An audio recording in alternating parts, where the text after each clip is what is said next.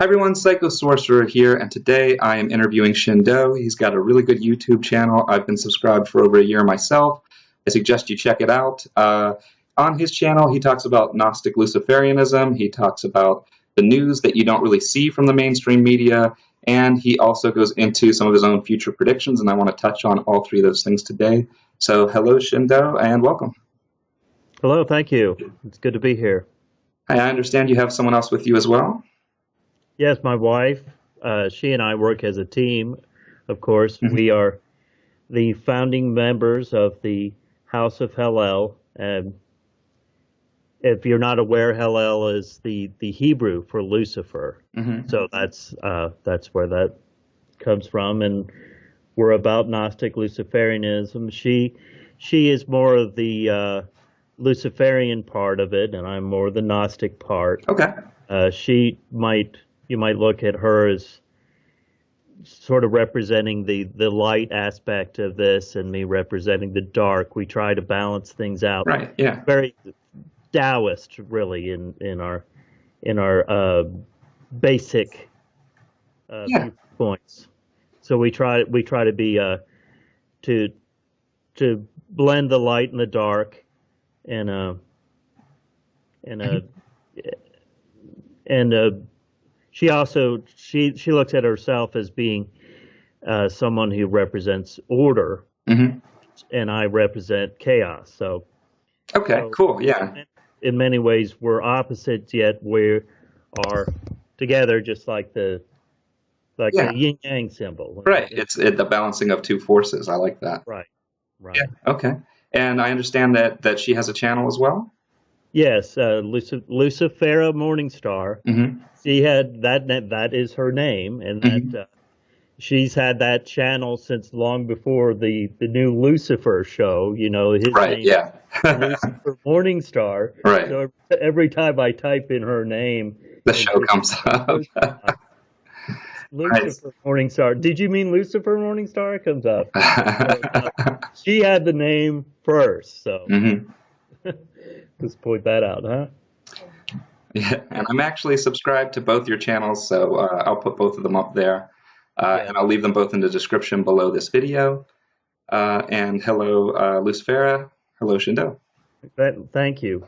I have, by the way, 664 subscribers. So give me more. Six. Well, I have a feeling after the recent election, you're going to get a few more, because for those of my viewers who don't know, I've been watching Shindo. As I said, he kind of does these news articles that they're in the mainstream media, as far as they're printed by the mainstream media, but they're not covered. It's like they should be headlines, but they're not. And there's always links in the description and things like that. But all along, you've been saying that Trump was going to win. You've explained why he was going to win and how he was going to win. And then on the day of the election, as I'm watching it, I'm like, man, it's happened in the exact way he said. It's always about, when it comes to something this significant. It's always about the two of us, Lucy and I. If we are on the same page when it comes to something, then we're absolutely certain it's going to happen. Now, of course, like anybody else, when everything went on with as the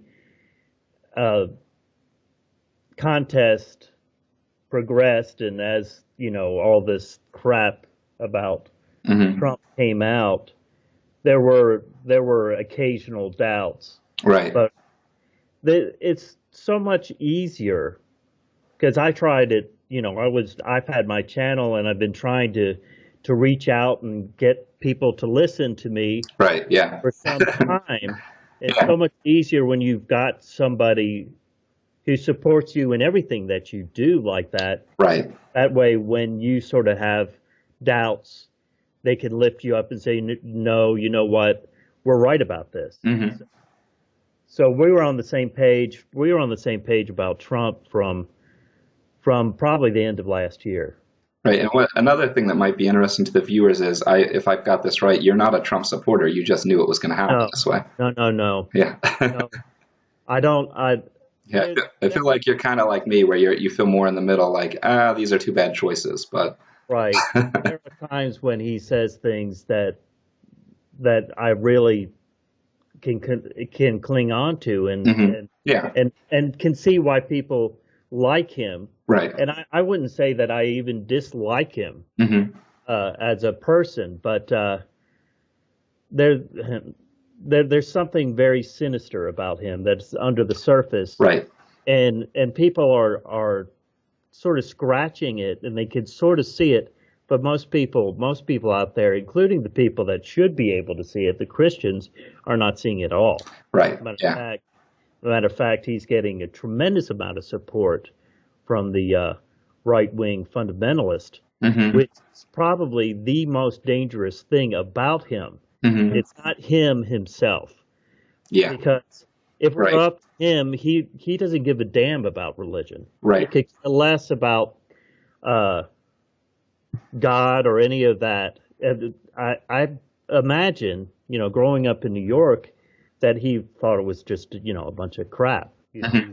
He's probably an agnostic Right. himself. Yeah. He's just using the Christians, but I guess they figure they're using him too. Right. I But guess that makes sense. they're not. They're Right. not. They're fools. And I Like, think that was one of the things that you had been saying all along that really it stuck with me whenever it happened is that, you were saying he's going to win, and not only is he going to win, but he's going to win because people are going to come out to vote for him that normally wouldn't even come out. And right, that amongst them would be a heavy Christian surge. And of right, course, I'm watching all these things in the news that are saying, what he's being accused of, and I'm thinking, there's no way there's going to be a Christian surge for this guy. And then right. lo and behold, the exact thing you said happened. So. Yeah, you're Well, right. You're right on it. I I've grown up in the South. I'm in Mm. Alabama, so I'm right here in the Bible Belt, Right. and I know the way they think. I think I can tap into to sort of the zeitgeist Hmm. of the American, Right. and that this is the South. I think has become sort of what America is now. Right. It's got that same, at least the right wing, at least the Republican Hmm. right wing. Yeah. So So what do you think? I mean, this kind of leads into it. So as a result, now we've got a Republican House, Republican Senate. We've got Trump going into the White House. There's kind of a flip from what it was when Obama first started, because he had all Democratic at that point. To someone like me who practices Hermeticism, tries to balance the two sides, I just look at it like a repeat of what happened before, but now on the other side of the polarity. But it was interesting to me that these last few days, there's been riots, there's been people burning the flag, things like that. And I know that when people were talking about if Trump lost, there were some people who were claiming they were going to do those exact same things if he lost. So it almost feels like when I look at it, no matter what happened, you were going to get the same result. Do you kind of right. get that same feeling, or? Well, I predict these people things are going to start to die down a little bit, Hmm. and then something's going to happen that's going to be huge, Right. and it's going to, as polarized as we are now, we're Hmm. going to be much more polarized. Right. And that polarization's not going to last very long, because Trump himself is going to be able to pull those two sides together. And at Okay. that point, people are going to be awed by his ability. Okay. And this is kind of like when you were predicting a year ago, and I was like, you know what? Nobody on the news right now would say that, but it totally came true the last time. So I'm with you on this, and it also I can kind of see it now that you're saying it too. Well, you see, they underestimate him the way they did Ronald Reagan, Hmm. but he's going to be much bigger than Yeah. Ronald Reagan, much bigger. What Okay. what I see happening is some an event, maybe a terrorist attack, something like that, Hmm. that is, and his reaction to it, which will be exactly what you'd expect, Hmm. exactly what the left would expect from him and the right, but then perhaps even something else will happen to him, Hmm. and then at that point he'll recover from that. And when he does, he's going to be like a rising phoenix. Okay. People Yeah. are, people are going to be absolutely awed by this man. Now, remember, they set the bar so low for him, Hmm. and they're still doing that. They're still setting the bar Yeah, really that's true. low. Hmm. So, regardless of what he does, they're going to be awed because they don't expect anything from him. Right. I mean, Yeah. the guy was a reality TV star. I Hmm. mean, I never even watched him on TV. I remember him Right. back in the '80s. I remember what people talking about him and whatnot back then. Hmm. But I never followed the guy, his career. Right. Yeah, so I guess we'll have to wait and see how it goes. Now, you had pointed out before on your channel too that some of this kind of lines up with even the Christians' own sort of prophecy in the Book of Revelations. I want to point out something about this because this is something that I have been discussing. That is what's called Christian prophecy Okay. quite some time. Now, I'm not a Christian, so why am I Hmm. talking about Christian prophecy? Well, Right. essentially, these prophets who wrote these things down at one point were not Christians. So to call it Right. Christian prophecy isn't exactly correct. Okay. Yeah. I don't know if you're familiar with what's it called? Remote viewing. I don't know Yeah. if you're familiar with them. But if the remote viewers can do it, Hmm. right, and project themselves into the future, Right. which is what they've done, and they've seen things that have come to pass. If Hmm. remote viewers can do it now, then why can't, say, Daniel in the Right. Bible do it, Okay. Yeah. 2,500 years ago? So it doesn't really matter. I don't look at people's theology so much. Right. Okay. Yeah, that makes sense. Theology is not terribly important to this. Hmm. You since I was a kid, I have been very invested in this in these and what they call the end time prophecies. Since I was a child, I've been very invested in it, and that's a whole long story as to why. But Hmm. so I have been following this for a very long time, since I was 11, so Yeah. 36 years. Yeah. 36 years I've been following this.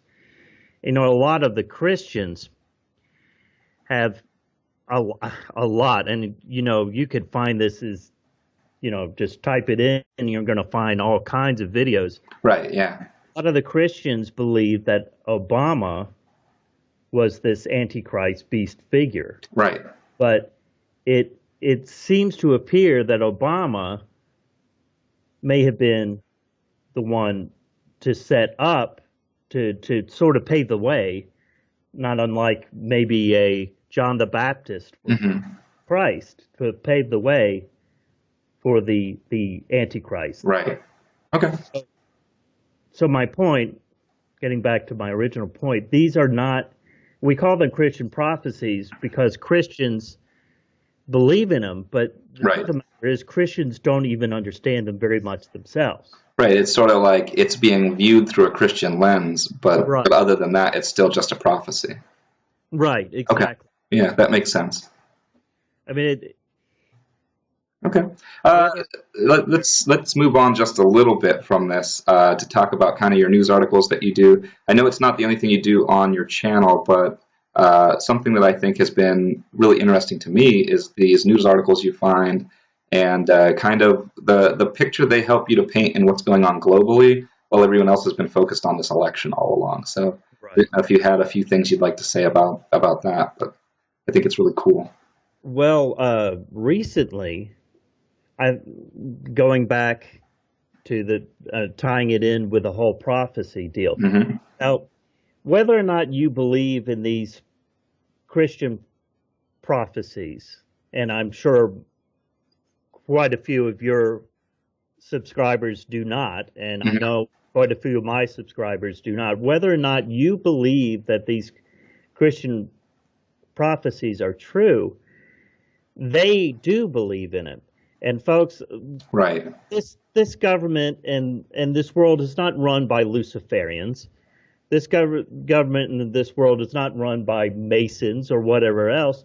It's run by Christians, Jews, and Muslims, Right. primarily, and Hindus in India, Mm-hmm. and a few Buddhists here and there. Mm-hmm. I mean, besides that, you can't. Those are the primary movers and shakers in this world. They're going to be Christians and Jews mostly, and then you've got Muslims out there in the Middle East and in other parts of Africa. Right. So all those three religions, they all have their own end times sort of perspective. Mm-hmm. You've got the Jews who are still waiting for the Messiah. You've got the Christians who are waiting for the second coming of Christ. And you've got the Muslims who are waiting for their Messiah figure. Mm-hmm. So it doesn't really matter whether or not you believe that these prophecies are true. Right. These people do believe that these prophecies are true, and they can make them happen. Right. Yeah. That makes sense to me. We live in a world right now in which the entire population of the world can be destroyed at the touch of a button. Yep. So it's not far-fetched anymore to think maybe these prophecies can come true. Right. It's not some God figure, not some Yahweh, Mm-hmm. not some Jehovah from the Old Testament that's making this happen. It's the human beings on this planet who are making Right. this happen. And it's important to know these things because it's important to know how their brains function, because we are all on this planet together. Right. Yeah. And what they do does affect you. So when I look at a news article, Mm-hmm. I almost always look at it from the viewpoint, okay, what are they doing?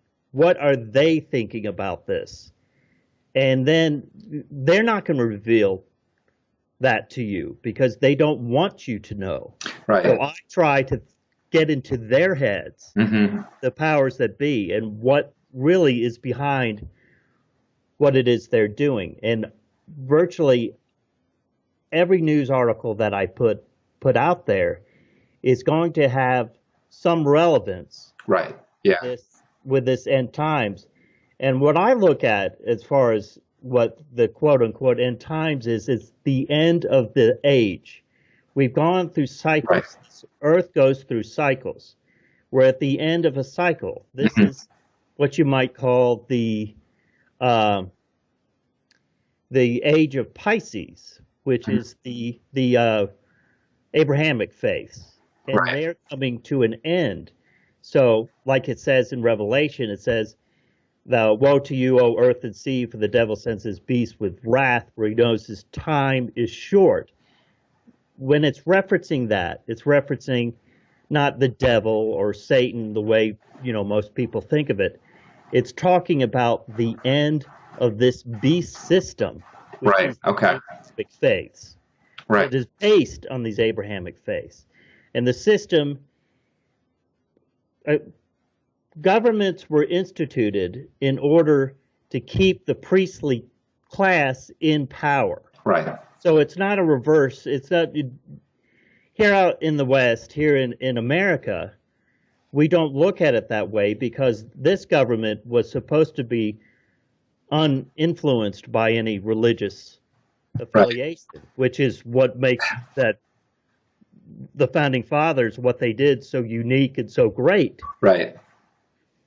But governments were not instituted, and then religion came along later. It was the reverse. So religion is very relevant to Right. government systems, and most people don't understand that, or they don't see it from that perspective as I Right. do. Yeah.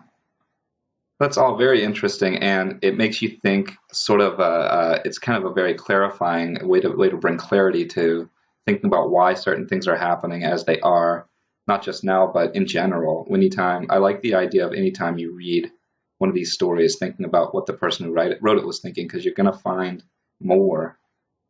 You're gonna find more about the truth there, and the same thing with what you find about what the elites are thinking themselves. I think it's pretty interesting, but I think one of the things that a lot of my viewers are going to want to get into is understanding Luciferianism and Gnosticism. So I'm going to move into that now. It does kind of relate because we're talking about religion, and I know depending on certain Luciferians and certain Gnostics view what they do as a religion, and others don't. So I'd kind of like to hear your view on that, and then kind of a quick explanation of those two faiths or one faith or two philosophies, however you see it. Well, Gnosticism in general, the term Gnostic, or um, it means, it comes from the Greek gnosis, which is knowledge. Now, I think where Gnostics may differ and some of them become sort of more religious than others is that they say, okay, it's knowledge, therefore I need to study, I need to learn more and more about the spiritual world, and here we have these books, we have the Gnostic, the Nagamani library and all this. I need to read all this stuff and really delve into it.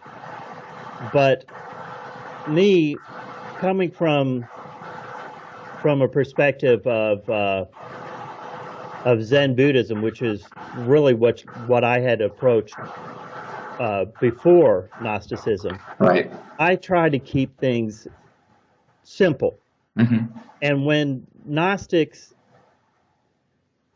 what I see as the original Gnostics, which would have been, the same time that the Christian church was developing, so were the Gnostics. They were the only ones who were a real competitor to what became the Catholic Church. They weren't called Catholic then, and the Gnostics weren't called Gnostics until, I don't know, second century. But what I see, the original Gnostics, when they say knowledge, they're not talking about book knowledge. They're Mm-hmm. talking about knowledge of oneself. Right. Yeah. Now, we're all searching. We're all supposed, as spiritual searchers, we're all searching. Many of us go from one religion to another, trying to figure out which one's true, which one's true. Well, none of them are true, and all of them are true. Right. Yeah. What it is, what the gnosis is within you. Mm-hmm. And the best way to discover who you are as God, as part of the God consciousness, you might say, is to look within. Right. Yeah. That is much, much more difficult Mm-hmm. than just reading a book and studying and understanding and having all the buzzwords and all the other stuff that a lot of people do. New Age, it becomes sort of a clique. Are you part of my little group? Right. You know my buzzwords. Do you? So we can talk about this author or that author Yeah. or whatever. And the simple fact is, nobody out there knows you. Only you do. Mm-hmm. But unfortunately, many of us actually don't know ourselves. Right. Yeah. In order to know yourself, you spend some time with yourself. The best thing to do, from my experience, is meditation. Yeah. I'd agree with that. If you don't do any other spiritual practice, if you don't read books, if you don't, go to a church or a temple or whatever, if you could just do one thing, it would spend time in complete stillness and quiet with yourself, because there you find God, and you have your inner voice, that you hear, that's just this constant inner voice that's going, in your head. I think the Buddhist tradition is the best as far as meditation. Um, they refer to it as your monkey brain. Hmm. And what the Buddhists are trying to do through meditation is sort of grab that monkey and just pull it down and, get it to sit there, Right. and that's Yeah. what they're Yeah. trying to do with your brain. And when you're able to do that, and I'll tell you, if you've never meditated, the first time you meditate, the first few times Oh, yeah. will It's be the best. excruciating. Yeah. They'll be the best times you meditate. You will get Oh, more yeah. When you finally do it right. Yeah. Yeah. Definitely. you will get more spiritual understanding the first times that you meditate Hmm. than later on. I meditate every day, and most of it has become so routine to Right. me. It's Yeah. sort of like somebody who I don't know, goes out for a jog every morning. Yeah. It's just a routine thing. But using that metaphor, the first time you go out for a jog, you come back, Yeah. and later you could feel it in your muscles. Right. Exactly. So you're getting that spiritual muscle working through meditation. That's really interesting. The thing that attracted me to Hermeticism was that sort of combination of self-actualization, learning to control will, with focus and acceptance. And it sounds like Gnosticism is kind of all about those same things. The the basic premise of, let's say, in the beginning, as far as Gnostics are concerned, is that God, that that terminology is just a word that we have to use in order for people to comprehend Right. uh, what we're saying. The spiritual understanding are so beyond words. We can't really define it. Right. But God in the beginning Hmm. was aware of itself, and then at some point God sort of became fractured, you might say. An aspect of God, which we now call Sophia Hmm. in Greek, and she has many names in all different cultures, but in Greek we call her Sophia. Hmm. An aspect of God wanted to know itself outside of itself. Sort of, you Hmm. might think of it as looking into a mirror for the first time, Right. to know itself. And when that happened, there was a disconnect. So the mind of God, if you will, the mind consciousness of God became, for the lack of a better word, it became insane. Right. The Yeah. the mind of God was disconnected. And boy, can you see that going on Hmm. nowadays. People Yeah. becoming more and more insane because they have this cognitive dissonance. They've got two completely opposite ideas in their mind Right. that are competing. Uh, uh, I'm going to vote for Trump. He's the best guy. He's a wonderful guy, even though he is everything that the left says he is. Right. Right. At the same time, for instance. And it's kind of the same on the other side too. Right, absolutely. It's Yeah. on the other side. She's the first woman. She would be so wonderful. She's loving, and then you got the fact that she's basically done whatever she can in order to to get where she Yeah. was. I Yeah. don't want to. I don't want to be to forget about her. But I mean, Yeah. Right. she's not president now. It's not as important anymore. Right, it's not as important anymore. Right. But back to Gnosticism, I Mhm. digress. Yeah, I do that a lot. Uh, once that brain, that mind of God became fractured, it no longer knew itself. Mhm. And then in that fracture, a different for the lack of a better word again, entity was created, and that entity, Yaldabaoth, or the demiurge, Hmm. is what um, the Gnostics call him. And he believed himself to be the one and only God. Does it sound familiar? Yeah. I am the one God, and there's no others before me. Right. So this God, this false God, Hmm. in order to have power, has to have worship. It's is a vampire. It feeds upon the worship of people, and the more people that are worshiping, the more powerful it becomes, and that's what you're seeing now with 2.5 billion Christians, almost 1.7 billion Muslims. Not very many Jews, but Jews have more, you know, earthly, worldly power than Hmm. spiritual. But you can see that it doesn't it doesn't matter whether you believe that these entities exist. They exist because the energy that is created when Right. people worship these entities Right. does exist. And we are all essentially energy. Hmm. Yep. Everything, we are energy. We're not this physical body that contains our spirit. We are energy, and the spirit is energy. Right. So, But so from them, so this is something I think that I've always been confused about in Gnosticism. Do we come from Sophia, or is that just a separate thing altogether?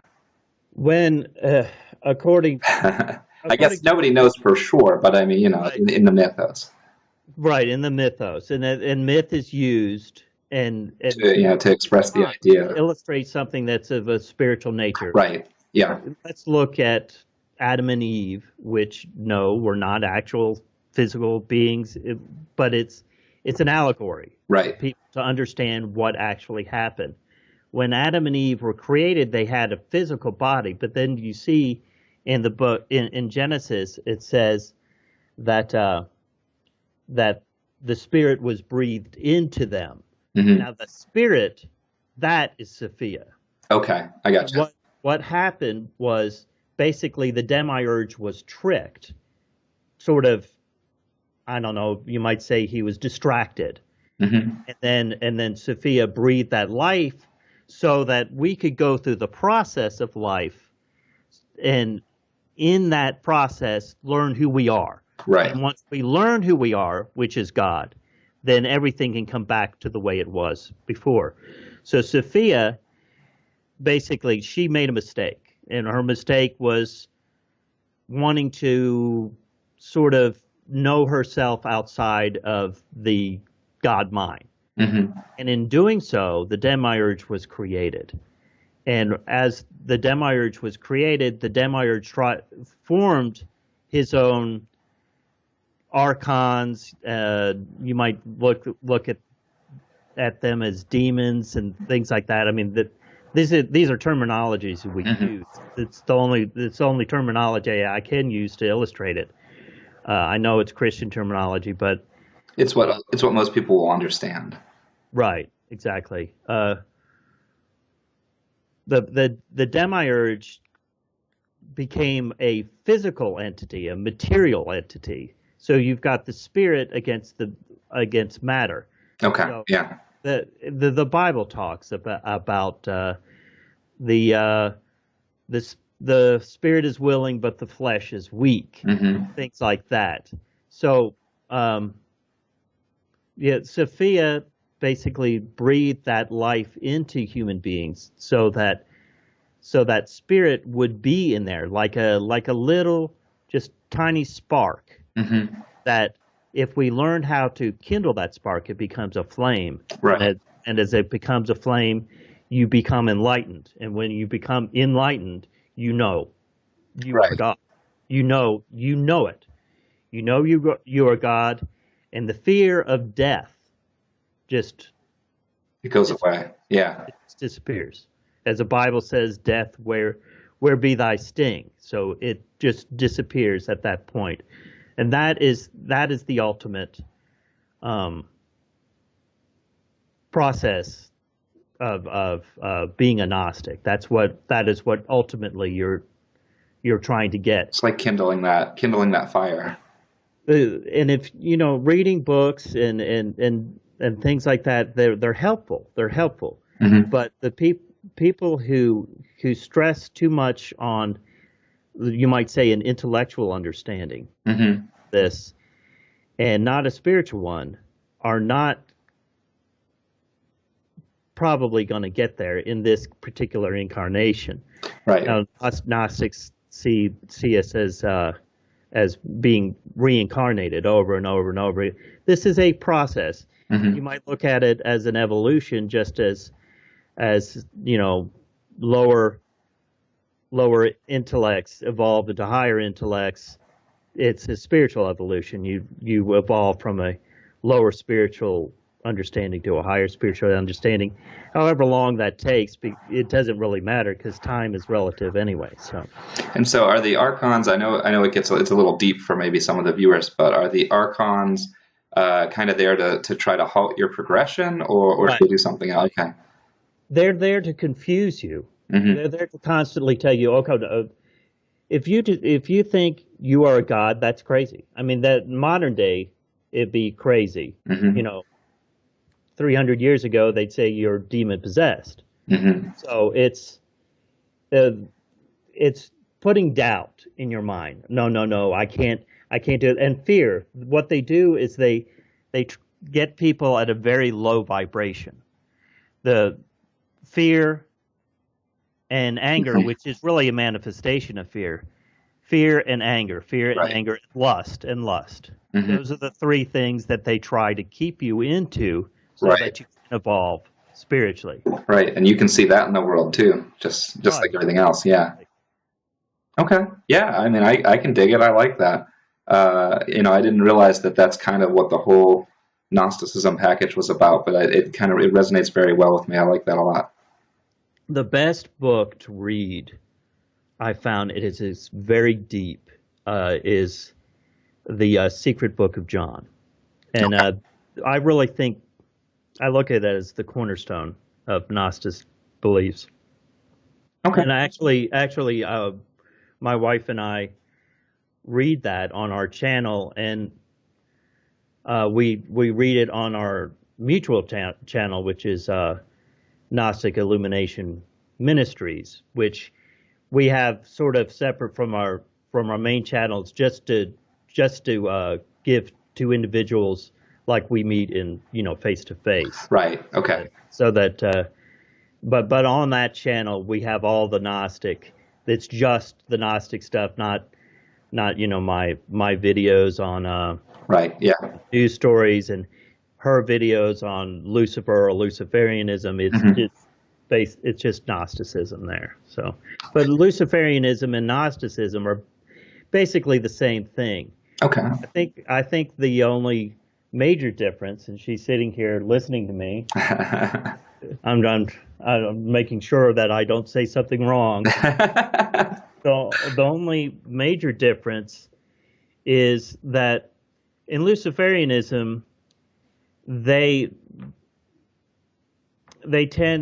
look at that spirit as Lucifer. The one that you would call Sophia. Right. Okay. It's more like a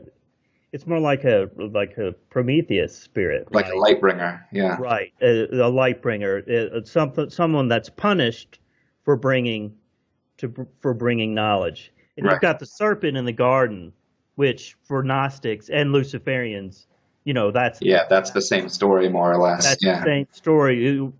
We look at that whole allegory of Adam and Eve from exactly the opposite perspective of Christians, and that's why they condemn us so much. Right. Because the serpent never lied to Eve.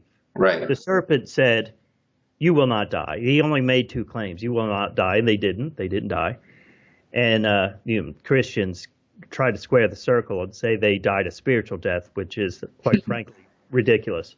But he also said, "You will be like God." He did not say you will be God. He Right. said you will be like God, knowing both good and evil, Right. as God knows. And I get in this argument with Christians more and more, And they say the serpent deceived. I said, no, he didn't.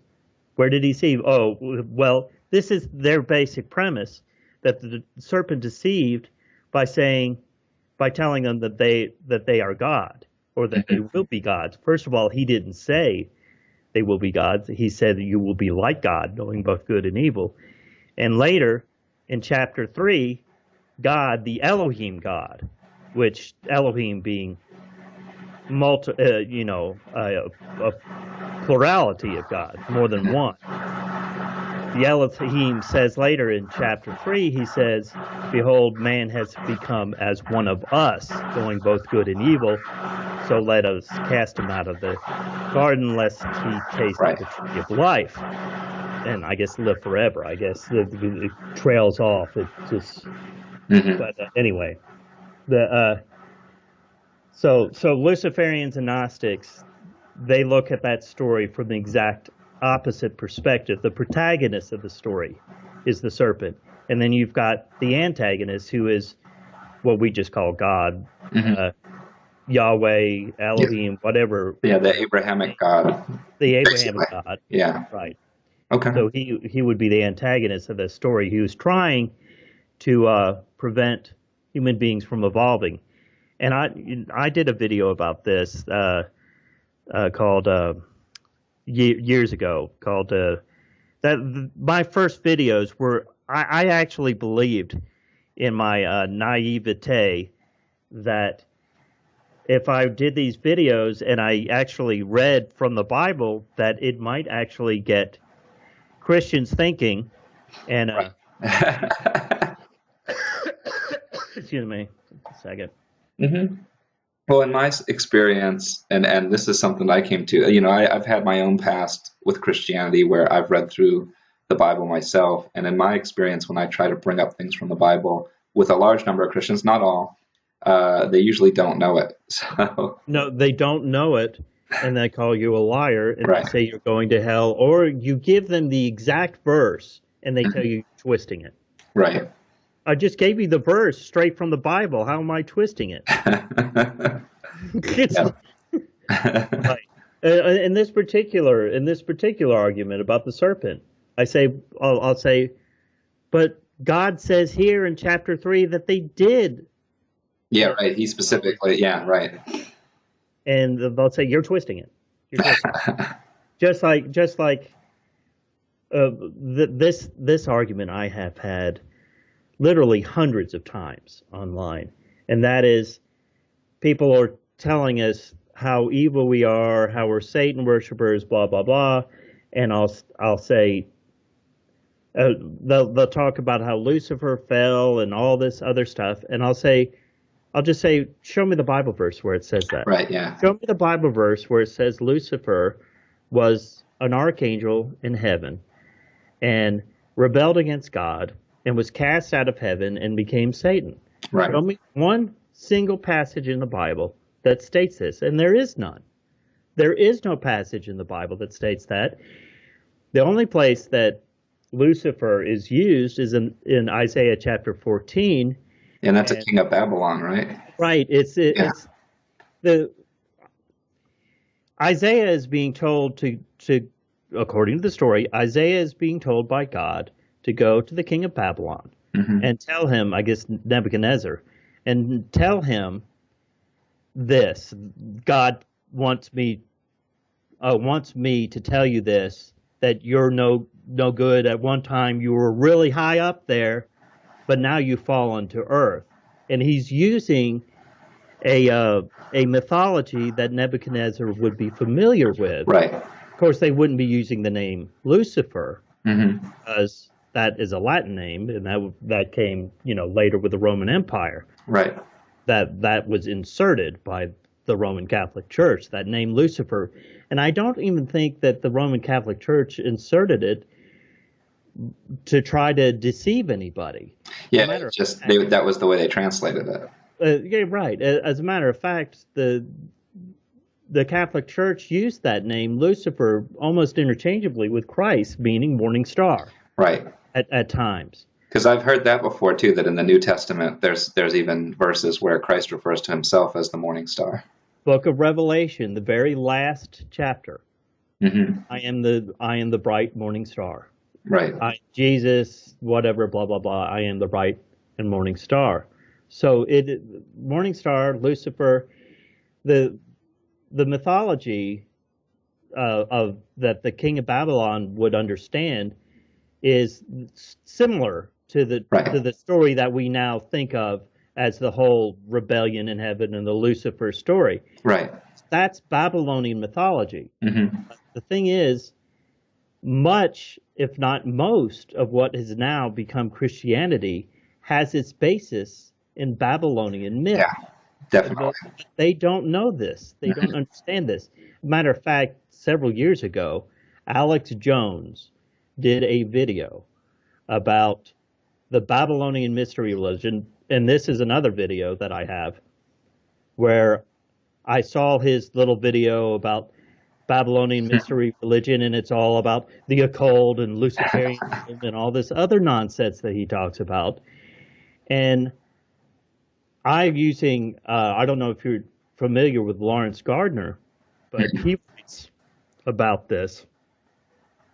And I used one of his books, and I demonstrated that when the Israelites were taken in as captives to to Babylon, that they lost whatever religion they really had. I guess they were worshiping the Elohim at that point. Hmm. A plurality of gods.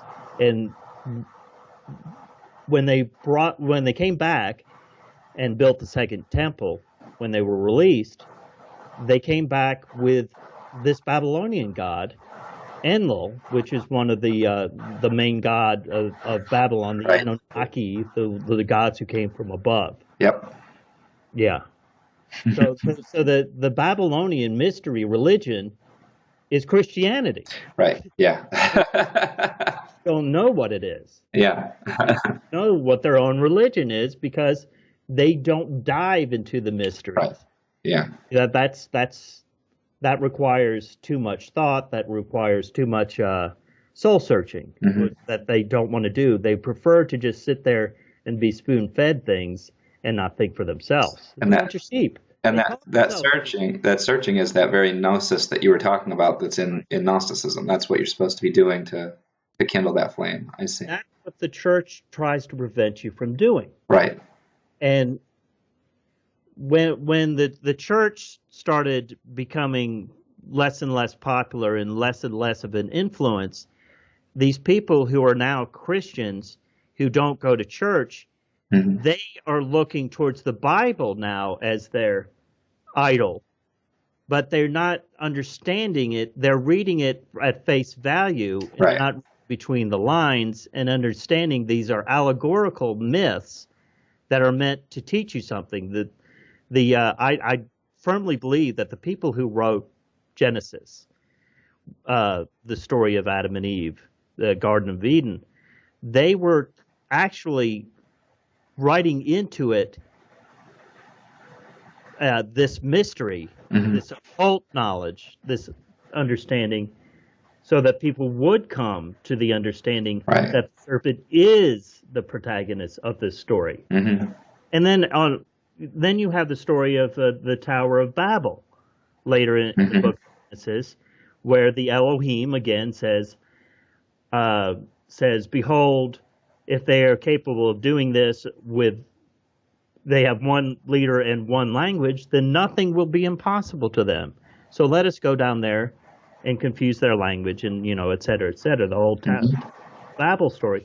But you're taught in Sunday school that the reason why God stopped them from building this tower was because they were so arrogant to believe that they could build a tower to heaven.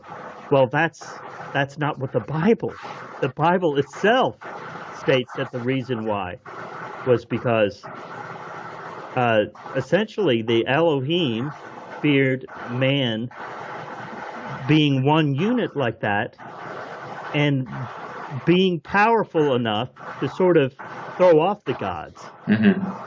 So if you read it from that perspective, you see, then you read into it what I believe, that the people who originally wrote these things wanted you to know. Right. Because Yeah.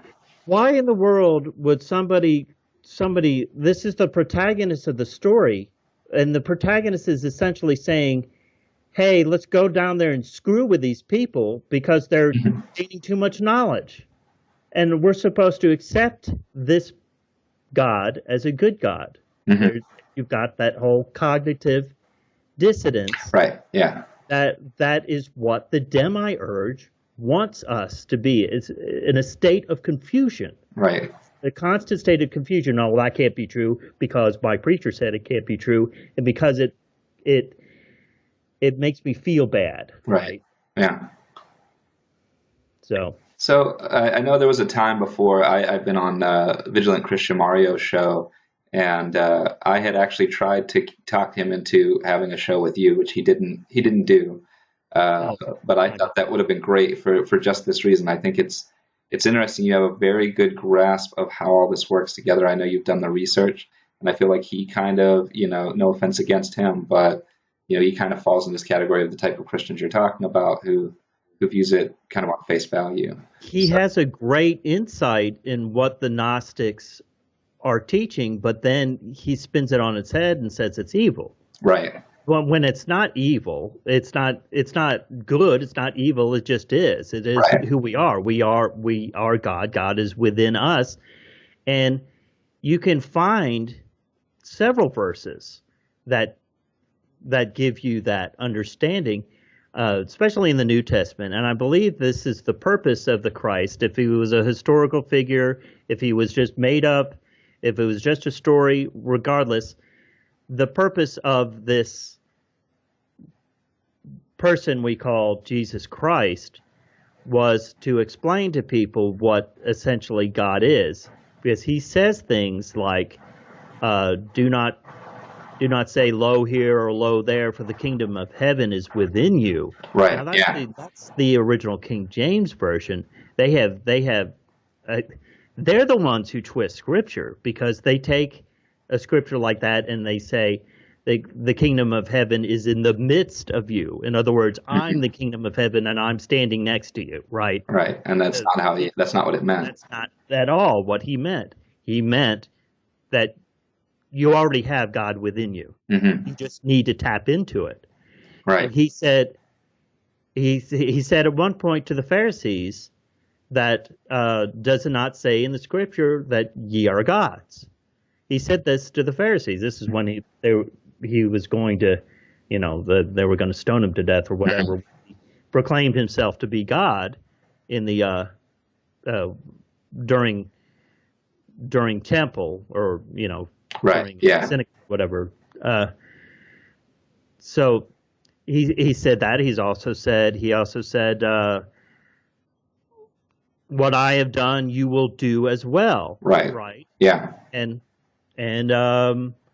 I knew you before you were born. We were all part of this sort of this oneness, which is that God mind, and Right. that's what he was teaching. And what Christians, the worst part, the very, very worst part about what Christianity has become, and maybe it was this way from its foundation, is that they have focused so much on an act of torture, on a torture device of the Right. cross. Yeah. They focus on that, like this movie that came out that is so disturbing a few years ago, the Passion of the Christ. Right. That is what Christianity has become. If you want to know the bizarreness of Christianity, you watch that movie. Hmm. Now, the truth of the matter is, if Christians had seen that movie without knowing, what they know about Christianity, and without having their preachers tell them that it was a good thing, they would know it not to be good. You're sitting there watching a man. It's torture porn. Hmm. It's torture porn, and that is what Christianity has become. They have focused so much on the crucifixion which Gnostics, by the way, don't even believe in that Right. it happened. That's another major problem that Christians have with Gnostics. Mm-hmm. But they focus so much on that. If they would just do the reverse of what they're doing right now, they focus like 90% of their sermons, their whole services revolve around the crucifixion of Christ.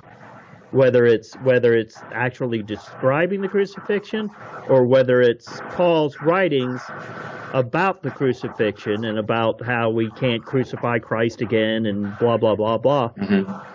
They focus so much on 90% of what they do is crucifixion, crucifixion, crucifixion. Look at that big cross in the front of the Mm-hmm. chapel. Just remember what he did for you. There's that huge cross right there. You're not worthy of what he did for you. You're a horrible, horrible person. Look at that cross. Look at what was done because you exist. In a sense, it goes back to what we were saying about the archons.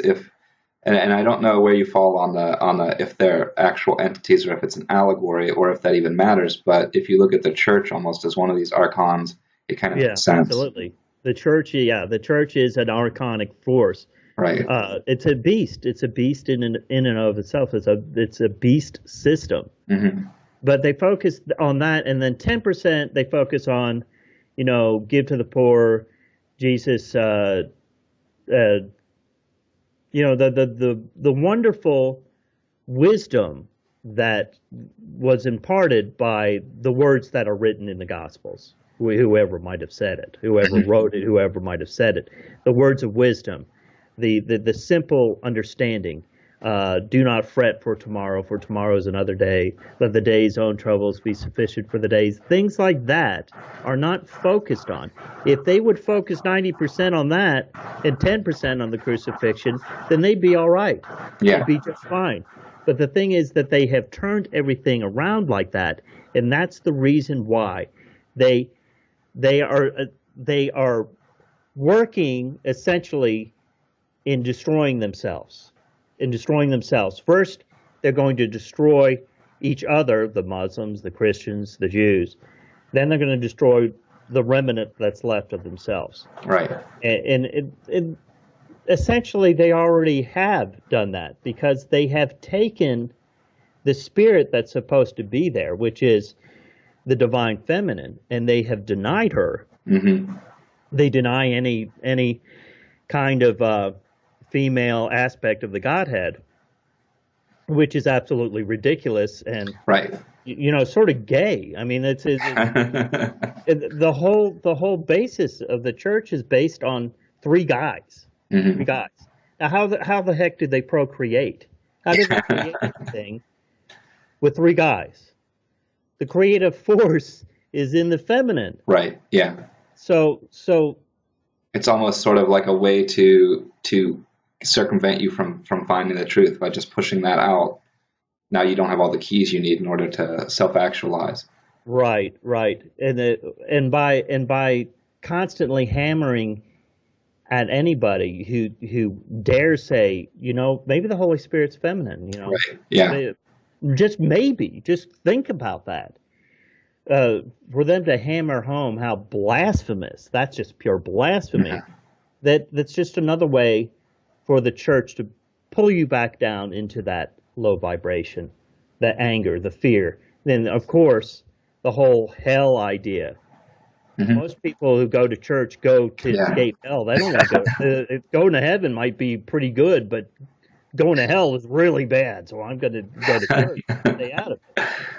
So it's all so negative. Right. Yeah. The crucifixion, a very, very negative. Yeah, and their symbol is the cross, which is the symbol of death, more or less. Right, exactly. They are a death cult. Mm-hmm. You go there, you take the body and blood of Christ. Mm-hmm. Cannibalism. And if you're in Catholicism, they have relics of the saints underneath the churches and things like that. Right.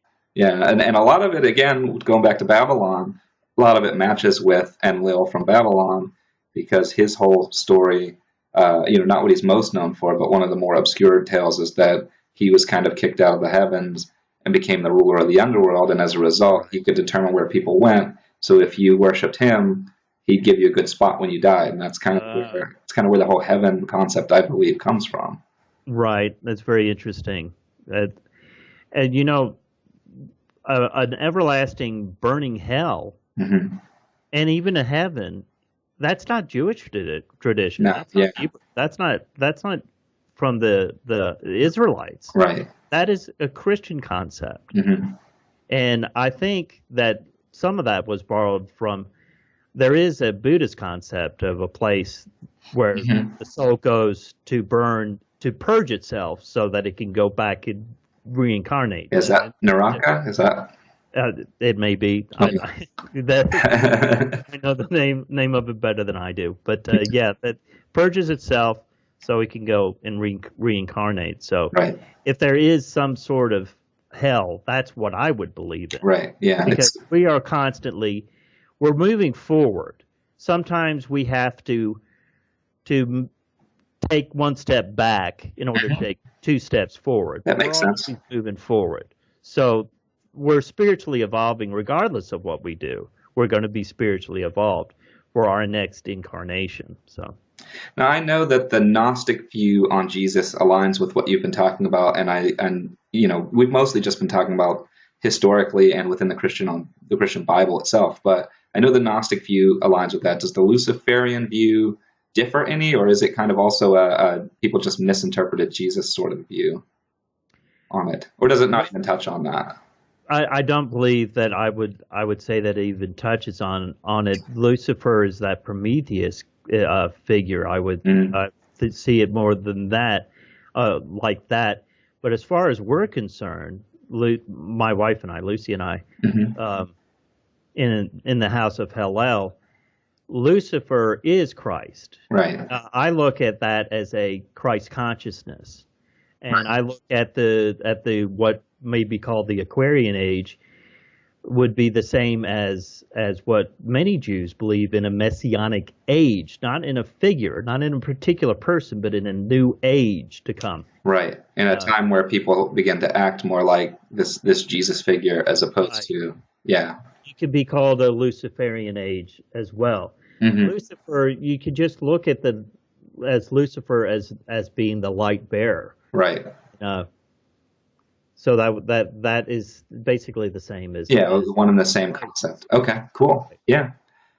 This leads me to something I kind of wanted to bring up. I know we're getting close to an hour now, but I know you had some choice words, to say the very least, with the Greater Church of Lucifer that opened up, because right. they don't really follow what you believe Luciferianism is, and of course now we've just gone into what that is, and I can totally see why you would say that.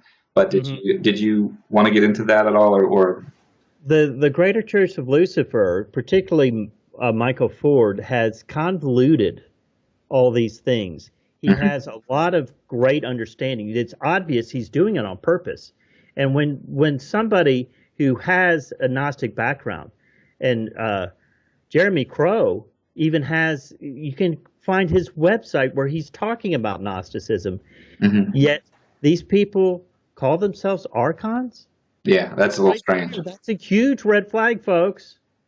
Yeah. They're putting it right in your face. Hmm. And what they're doing is the same exact thing that the church is doing, but they're just trying to incorporate uh, Luciferian buzzwords into this hodgepodge to confuse you, to make you say, okay, so Lucifer is Satan, but he's not Satan, but he's Prometheus, but he's not. But Right. Yeah. Lucifer, what is Lucifer? What exactly is the church doing besides selling T-shirts? I mean, that's what it does. It sells T-shirts, and it sits around and chats and probably goes out and parties from time to time. Right. So from your viewpoint, it's just another archonic force, just like the church. Exactly. Yeah. It's just an arc. It is an arm of the church, whether they want to accept that they are or not. They are an arm of the church. Matter of fact, Jacob Noe, Mm. who was one of the archons, I don't know if you're aware of this, but he has become, quote, born again, right? Oh yeah. Yeah, he is now whoring himself out to churches to talk about how he was once a Oh, okay. Yeah, I know what you're talking about. He's doing that circuit. I've seen other people do that before. right. Hmm. Yeah, where they kind of elaborate on the stories of what happened and make it fit sort of the rhetoric that the church wants, and then I'm wondering yeah. whether, at least in Jacob's case, whether that's what he was planning on all along. Hmm. Uh, but I did a video about his conversion, right? And I read he's got a website, Hmm. and he's obviously full of it. I mean, everything he says his background was can't possibly be true. Uh, but these people want to play up who they were. They were, these huge Satanist high priest or whatever. So that And that's not really what Luciferianism is.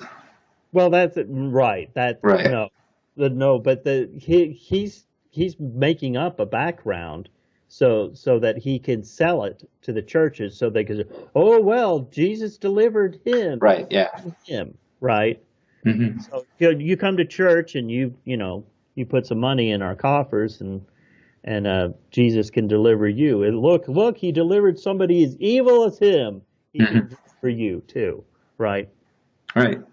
Yeah, that Well, makes sense. And yeah, it also makes me wonder if it was something everybody was in on, or if maybe some people have the right intention, but well, it can take one bad egg to change all that. I can tell you how it all started with us is that Lucy was given the position of luminary, which took forever, by the Hmm. way. I mean, she had filled out all the paperwork that they wanted. They ask a lot of questions, and that's fine. I figured Hmm. they Yeah.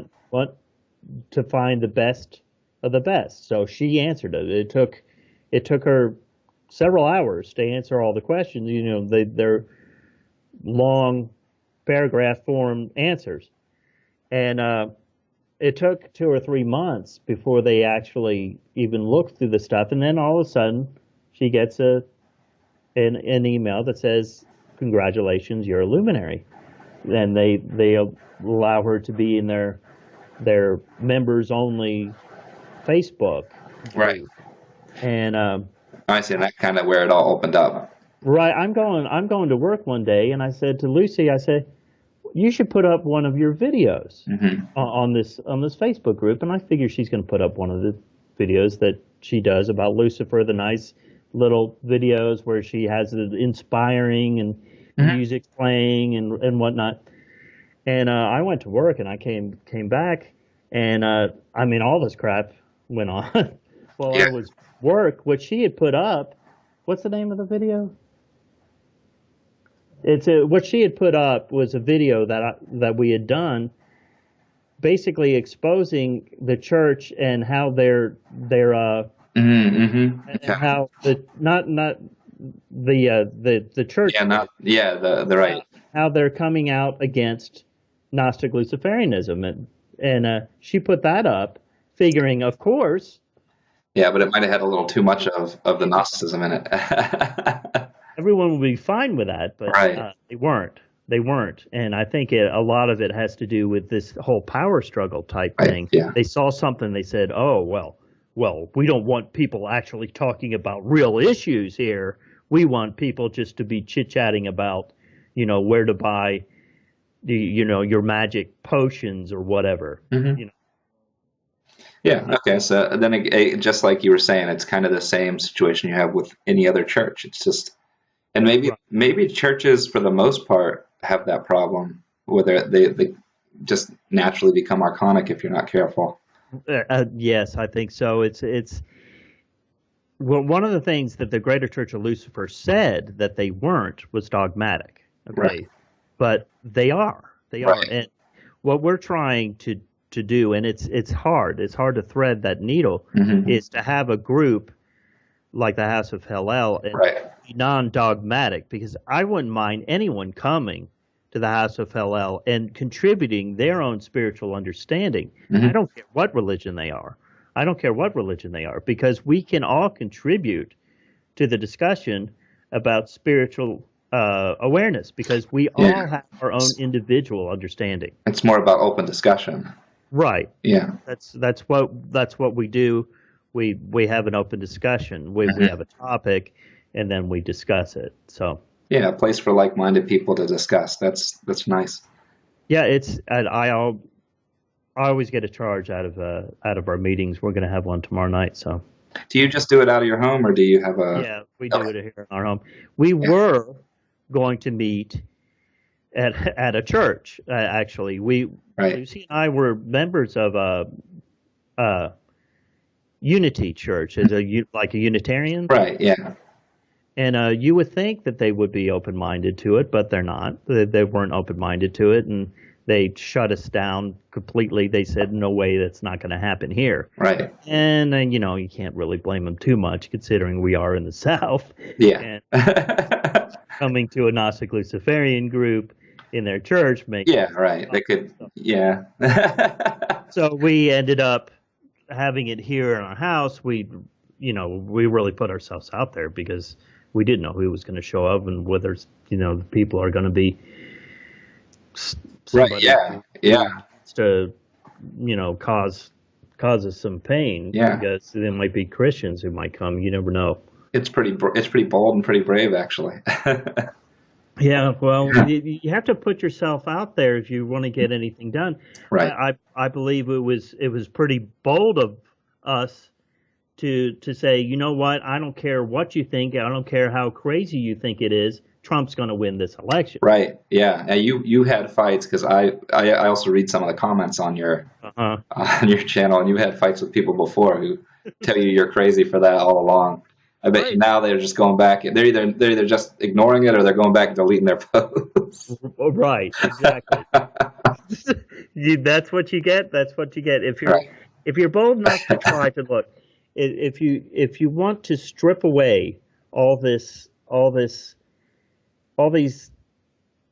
lies that we're told, okay, Hmm. we have Christian constructs. Even if you weren't raised in a Christian church, if you were raised in the West, especially here in this country, you have Christian constructs. Hmm. I mean, you celebrate Christmas, most of you, every single year, right? That's Hmm. Christian, isn't it?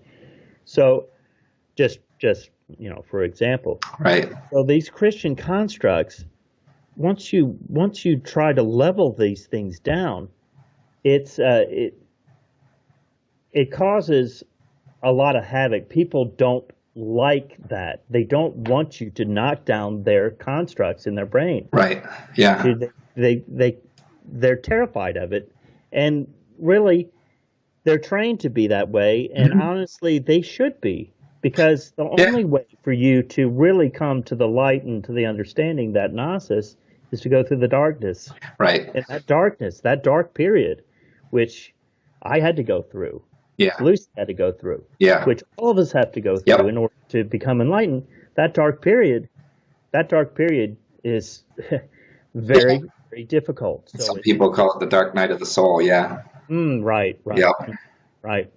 It's interesting too, because as you're saying it, I can see it in myself in the past, because as I started to come to actually practicing and doing this type of thing, I had to confront a lot of my own fears and things like that. And when you first start doing it, it's really hard, because it's just hard to knock down those walls. And that's the individual purposely trying to change themselves, and it's hard. So as an external person talking to someone, those walls are really strong. One of the best things to do, if it serves no other purpose, is to look into Satanism, Mhm. because it's so contrary to everything that you've been taught. It's so blasphemous Right. that it's very effective at just boom, Breaking knocking the walls down down. that Okay. structure. And once that structure's knocked down, you can build up your own structure. It's interesting too, because I know a lot of people who went to Satanism. They aren't Satanists anymore, but it was that transition phase from whatever they were through that into what they are now that allowed them to find what they believe. Yeah, I think a lot of people do that, and that's It's like a way to reject all of those things and just get it out of your system. yeah, and that's the great con contribution that Anton LaVey gave us Hmm. was this Satanic Bible, not necessarily as a way to conduct your entire life, because if you conduct it that way, then it, basically the Satanic Bible is just like a guidebook for sociopaths. How to really get into your really really low level. Right. But you might look at it as the lowest chakra, right? Hmm. And Yeah. in order to clean that out, you have to go through a lot of, well, dark times, and be Right. dark yourself and embrace that darkness, because we have it. We have that Right. low energy chakra, and that is that dark part of us. Right. Yeah, So, that makes sense. yeah. Well, thank you, Shindo. I think this has been very inspiring. Before we go, is there anything else that you wanted to bring up? Any places or events you've got going on? Oh, well, on the 26th, Hmm. Lucy and I will be speaking in Columbus, Ohio, at a meeting of the Illuminati of the The Illuminati. Yeah. People are gonna be like, say what now? we will be speaking at the Illuminati Club of America. Right. We'll be meeting at the Hyatt Hmm. in Columbus on the 26th of this month at starts at what, 2 o'clock? Cool. Very cool. 2 to 6. So we're going to be driving up there in a couple of weeks, and Nice. we'll both be giving a speech. She will be talking about Luciferianism, and I will be talking about Gnosticism. So, Perfect. yeah, yeah. Well, thanks for spending time with me. And if anybody's interested, and I believe a lot of people will be, links to both of your sites will be in the description box. And thanks again. Well, thank you. That was a great chat.